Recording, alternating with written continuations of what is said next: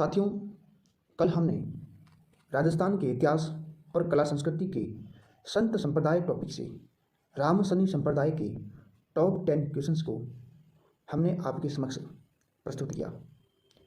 मित्रों, ये जो टॉप 10 हमने क्वेश्चंस लिए या आरपीएससी और आरएसएसबी के जो अभी तक आपके एग्जाम हो चुके हैं, वहाँ से हमने इन प्रश्नों को उठाया और वन लाइनर के रूप में आपके समक्ष हम यहाँ पर प्रस्तुत कर रहे हैं। मित्रों, हम इनको वन लाइनर के रूप में इसलिए प्रस्तुत कर रहे हैं ताकि आप कम समय में इन प्रश्नों को आसानी से आप याद कर सकें, क्योंकि ये इंपॉर्टेंट फैक्ट हैं उस टॉपिक से संबंधित जो आपके एग्जाम में पूछे गए हैं। अगर हम इन तथ्यों को अच्छे से समझकर याद कर लें तो हमारा परीक्षा के अंदर प्रश्न दोस्तों लगभग सही होने की संभावना रहेगी। तो साथियों, आज हम संत संप्रदाय के दादू पंथ संप्रदाय के प्रमुख प्रश्नों के बारे में विस्तार से बात करेंगे। आपके समक्ष पहला प्रश्न हाजिर है। साथियों, पहला क्वेश्चन आपका कह रहा है कि दादू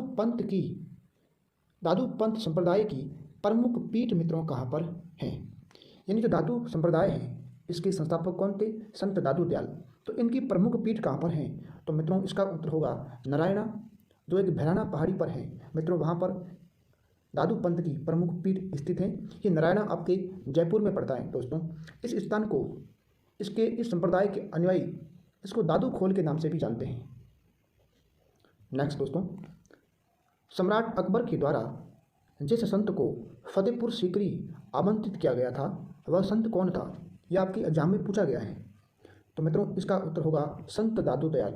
जी हाँ मित्रों, संत दादू दयाल को अकबर के द्वारा फतेहपुर सीकरी नामक स्थान पर इनको मिलने के लिए वहाँ पर इन्होंने इनको आमंत्रित किया था। अगला क्वेश्चन मित्रों आपका कि किस संत को राजस्थान के कबीर के नाम से जाना जाता है? यानी राजस्थान का कबीर के नाम से किस संत को जाना जाता है? तो मित्रों इसका उत्तर होगा आपका संत दादू दयाल। जी हाँ साथियों, संत दादू दयाल को राजस्थान के कबीर के नाम से जाना जाता है। अगला क्वेश्चन मित्रों आपका है कि भक्ति आंदोलन को राजस्थान में फैलाने का श्रेय किस संत को जाता है या किस संत को दिया जाता है? तो इसका उत्तर भी मित्रों आपका होगा संत दादू दयाल। जय मित्रों, संत दादू दयाल ने राजस्थान के अंदर भक्ति आंदोलन को फैलाने का कार्य किया। इसी कारण इनको भक्ति आंदोलन को फैलाने का श्रेय दिया जाता है। अगला क्वेश्चन मित्रों आपका है सुप्रसिद्ध काया बेली नामक ग्रंथ की रचना किसने की? तो मित्रों इसका उत्तर होगा आपका संत दादू दयाल। जी हाँ साथियों, जो आपका प्रसिद्ध ग्रंथ है काया बेली, इस काया बेली ग्रंथ की जो रचना की थी आपकी संत दादू दयाल ने की थी। अगला मित्रों क्वेश्चन आपका क्या है कि दादू पंथ की कितनी शाखाएं थी? मित्रों दादू पंथ की टोटल 6 शाखाएं थी। वो कौन कौन सी थी उनके बारे में जानते हैं। तो मित्रों दादू पंथ की प्रमुख 6 शाखाएं, उनमें से एक आपकी थी खालसा, एक विरक्त, उत्तरादि, खाकी, नागा और निहंग। मित्रों आपको इन उप शाखाओं के बारे में आपको जानकारी रखनी चाहिए, क्योंकि वहाँ पर कई बार इसका प्रश्न पूछा गया है कि निम्न में से कौन सी दादू पंथ की प्रमुख शाखा नहीं थी। इसलिए मित्रों आपको ये दादू पंथ की टोटल 6 शाखाएं आपको ध्यान में रखना है। अगला क्वेश्चन मित्रों आपका क्या है कि दादू पंथ में जो नागा उप संप्रदाय हैं उसके प्रवर्तक कौन थे? तो मित्रों तो दादू पंथ की हमने कितनी शाखाएं पढ़ी? 6 उप शाखाएं पढ़ी। उसमें खालसा, आपका विरक्त, आपका उत्तरादि, खाकी, नागा और निहंग। अब उसी में से आपका प्रश्न पूछ रहा है कि नागा उप संप्रदाय के प्रवर्तक कौन थे? तो इसका उत्तर होगा मित्रों संत सुंदरदास। जय मित्रों, संत सुंदरदास ने नागा संप्रदाय की क्या की? स्थापना की। अगला क्वेश्चन मित्रों आपका है कि दादू पंथ के जो खालसा उप संप्रदाय हैं उसके प्रवर्तक कौन थे? हमने नागा संप्रदाय की पढ़ा, तो नागा संप्रदाय की स्थापना की आपके संत सुंदरदास ने। उसी प्रकार जो खालसा उप संप्रदाय हैं इसके प्रवर्तक कौन थे? तो इसका उत्तर होगा मित्रों आपका संत गरीबदास। जय मित्रों, संत गरीबदास ने खालसा उप संप्रदाय की क्या की? स्थापना की।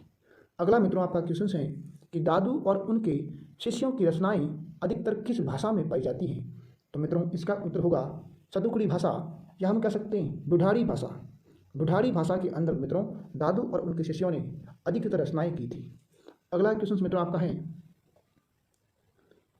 कि बखना जी, संत दास जी, जगन्नाथ दास जी, गरीबदास जी, माधवदास जी और नामक संतों का संबंध किस संप्रदाय के साथ था?